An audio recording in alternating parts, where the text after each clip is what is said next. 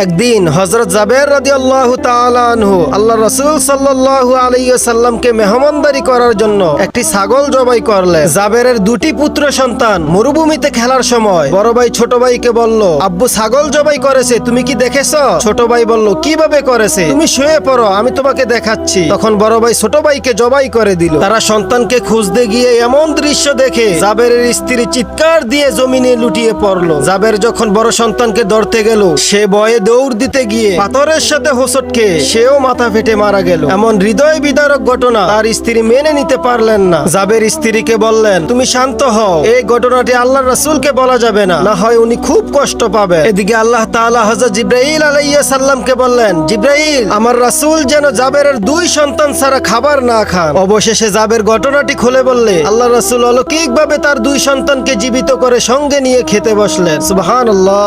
একদিন হযরত জাবের